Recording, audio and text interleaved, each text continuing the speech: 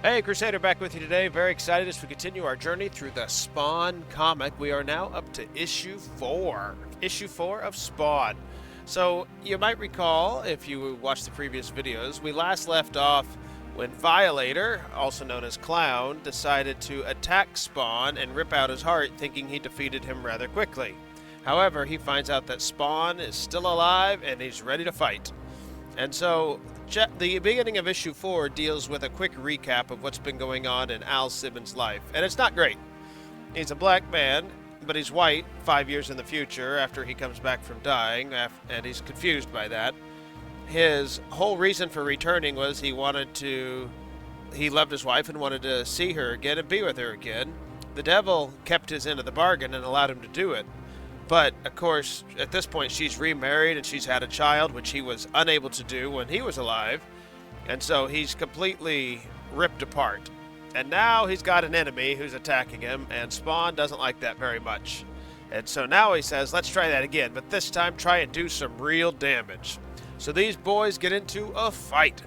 And, it gets pretty brutal in there.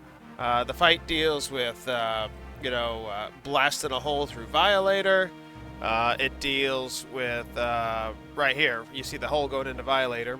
It deals with arms flying off of both Violator and Spawn, and they are just absolutely going after each other. And so it's quite a brutal battle. Very graphic. The images are well done. Todd McFarlane, top-notch artist here as he puts this together. And the story is starting to come together a little bit during this particular issue, because as the battle rages on, somebody has enough. And they say as much. They say enough. And it's the devil. The devil shows up to have a conversation. And this is the issue, part of the issue that takes up... It doesn't take up the most pages necessarily, but it is the part we need to spend the most time on to set our understanding of what's going on. So let's just kind of get into each of the next 3 pages, and we'll have a really good understanding of where we're going here. Said I gave you both too much credit. Neither one of you can die. And so you're like siblings, and we're a part of the same family, and like it or not, I'm your dad. And like any good parent, I gotta share some insight with you boys. Alright, so we know what's going on. So good, now we're gonna get some insight here. You don't control anything going on. What does matter is I run both your lives, and Spawn tells him go to hell. And Violator says, believe me, Spawn, he already has. So that's a pretty good indicator, like, wait a minute. What do you mean he already has?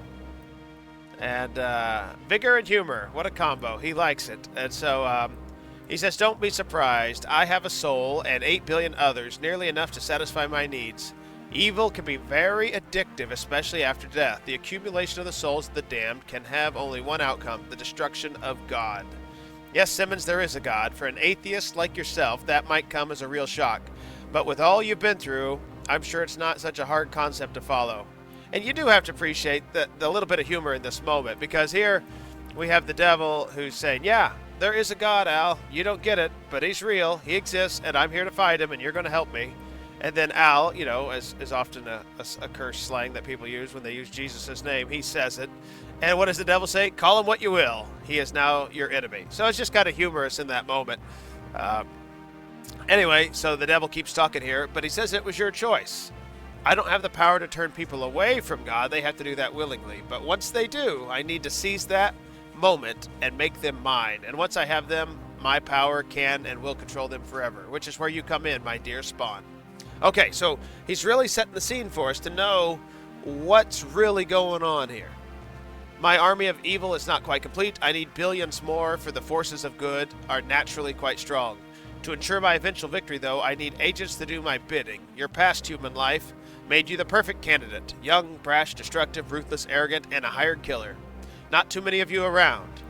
And so anyway, you're wise enough to have sensed the draining of your power. If not, let me explain. Now we're going to understand the power counter. Here we go. The more you use your energy, the faster you come to a second death. The slower you use it, the less chance you have of stopping evil around you.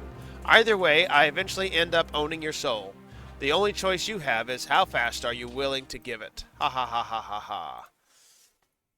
And then we go into this here. He says, all because of some petty little emotion called love. You humans are so predictable.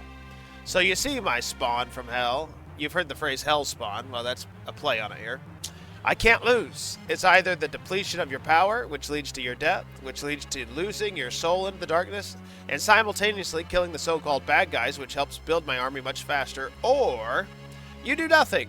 You stand by and let the evil and ugliness prosper here on Earth, while your emotions grow colder as you justify to yourself why you don't do anything to help those who prey on the innocent. Now that you've been fairly warned, let me offer my assistance. I'll give you a new arm. No sense wasting any more power, my child. And so that's really the whole scene set. Now we know what's going on. We've known Al wanted to see his wife, but ultimately that was the deal he made. Let me see my wife and be with her, and I'll give you my soul. The devil agrees, but it's 5 years later. She's married, has a kid, he's incomplete. When he does let him turn into a human form, it's a different race than he was, which bothers him quite a bit, understandably so. He's not comfortable not being who he knows he is. And now he has power to stop evil, but if he doesn't use it to stop evil, evil prospers. If he does use it, his power depletes, and he goes to the second death in hell faster. Either way, the devil's using him to help build this massive army to attack God, if you will. Now, I've read the Bible, so I know that in reality, it doesn't matter how many troops the devil amasses, it's not going to work out. I'm really curious to see how this works out in the comic. I have no idea. I'm really curious. It's setting the scene very, very interestingly, and it looks like Spawn, of course, wants to work against his enemy, the devil, but he's not quite sure how that's going to happen yet. So we'll see. I'm really curious.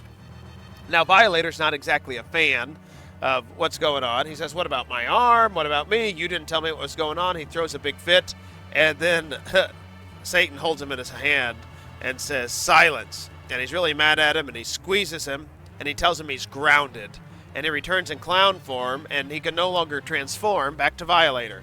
So he's just a clown, and he's humorous. He's kind of got this dark humor. It's really funny, and he has this little hissy fit that goes on, and that's the end of that portion of the comic. Now, there's two last scenes I want to point out to you before we wrap up today.